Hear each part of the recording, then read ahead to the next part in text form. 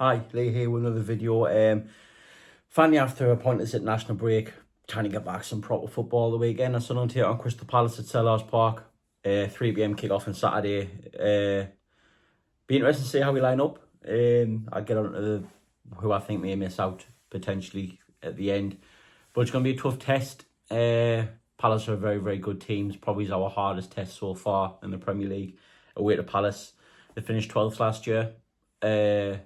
But then obviously they won the FA Cup as well.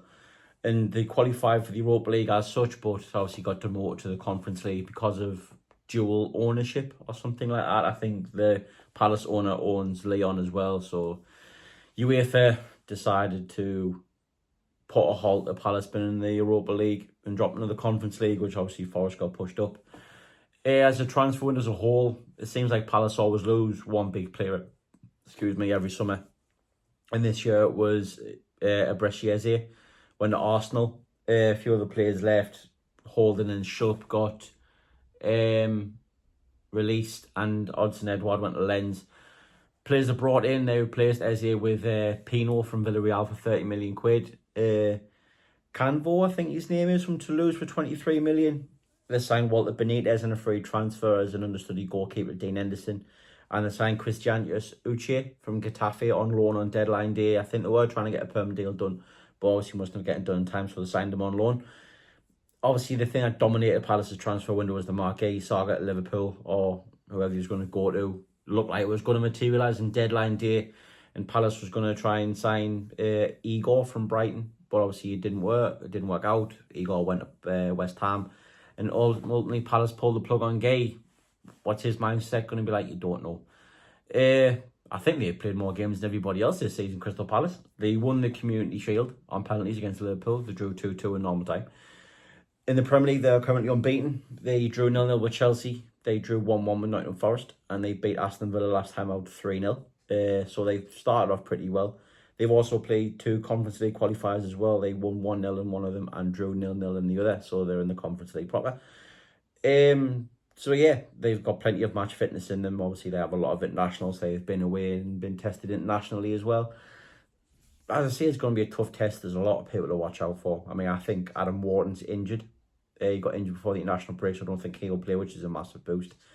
I looked earlier on, Ismaila Sarr was also injured. Obviously, the mindset of Mark Gay didn't affect him for England, by the looks of it.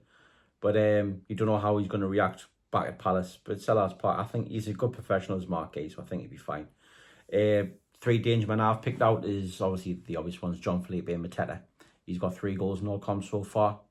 He did get 17 goals in all competitions last season. He's a big presence up front.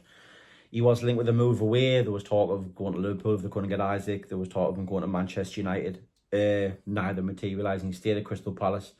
He's only 22, and I think he loves a goal. I wouldn't be surprised if he scores on Saturday. Be very, very hard to keep him quiet. You don't know how Pino is going to play. Will he start? Possibly if Sarr is injured. They've also got Romain Eze as well, who used to play for Millwall. I think he played against Sunderland last year and played them down their place. So they've got a very dangerous attacking lineup defensively. They've got Daniel Munoz at right back, who's a very, very good right back. He's athletic. He likes to get up and down. He likes to attack. I think he got plenty of assists last season for Mateta to score goals, and he obviously come up with a couple of himself. He likes to attack, so he'd be very. I think whoever's playing left midfield, whether it's Lafay, Adingware, they're going to have the work cut out tracking him back. So I think he likes to get forward a lot. And the other one, obviously, who makes a big difference is your goalkeeper, and Dean Henderson. He's a former United goalkeeper. He won them the FA Cup with a penalty save from Marmoush. And he obviously did the same in the Community Shield and the penalty shootout. So he's a very, very good goalkeeper. He's quite unfortunate not to be England's #1, obviously because of Jordan Pickford. So yeah, he's a very, very very good goalkeeper as Dean Henderson. So so he could win the game by himself with the saves he makes. So it'll be difficult one to get past. Do I think we'll score? Possibly. We'll get onto that. As I mentioned, the injured players. Obviously bonus to Sunderland if they're not playing. I wouldn't be surprised. Didn't really hear much about Sarr's injury. I heard rumours of the Wharton injury before the international break, and nothing's been confirmed as of yet. Sunderland wise, obviously we need to take our good form. If we get a point, I think it'll be a very, very good point. If we win, it'll be outstanding. It'll be difficult, but if we win, it will be outstanding. I think it'll be pretty much the same as what we were against Brentford. I think the only doubt is probably Omar Alderete, depending on what time he gets back from international break. But then again, if he doesn't make it, you have Gary Tudor to come in. They say it's plenty all right there. If he doesn't play, but I think Alderete will play. I won't be surprised if he's back now. The rest of the team will pick itself. Be Roos in goal. Be Hume, Mukiele, Ronaldo, Xhaka, Siddiqui, Diarra. Bear in mind they're all fit. I think Talby will play. Lefebvre has to start after his performance against Brentford. And I think Mayenda, even though we have signed Brian Broby, I think Mayenda will lead the line. I think Regis Debris, I think he'll keep his confidence in him. We'll see Broby play. Whether it's from be off the bench though, I think Mayenda will start. I will be surprised if Broby starts. I don't think Regis Debris will just totally cast Mayenda off to a side.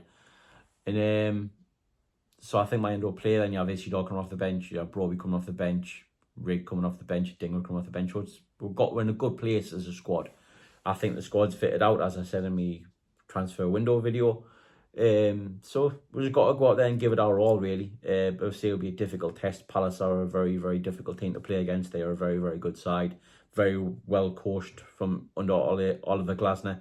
I thought he would have gone to Bayer Leverkusen. I thought they might would have made a play for him, but apparently not. They've gone for somebody else.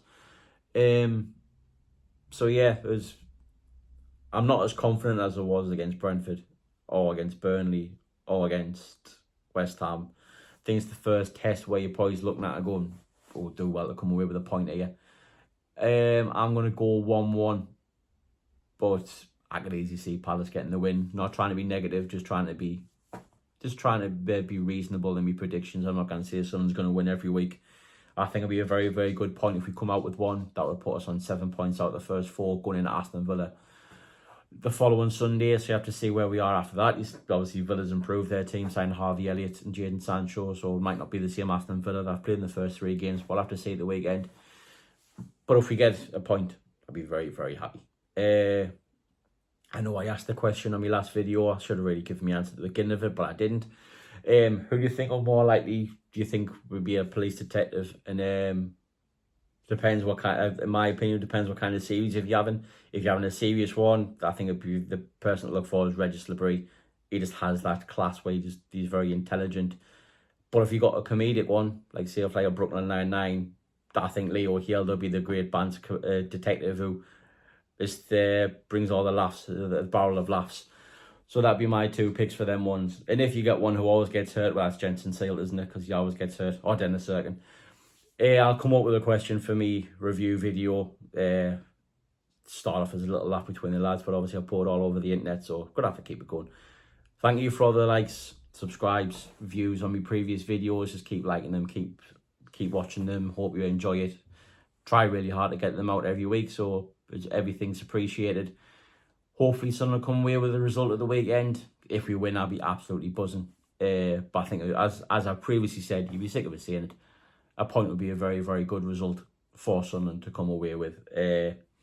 Probably be out Sunday for the review video, and this year we're going to the week against Aston Villa the week after that. Anyone who's going down to Aston Villa, have a safe journey down and back. Hopefully come back with a result for us. Keep watching and tuning in.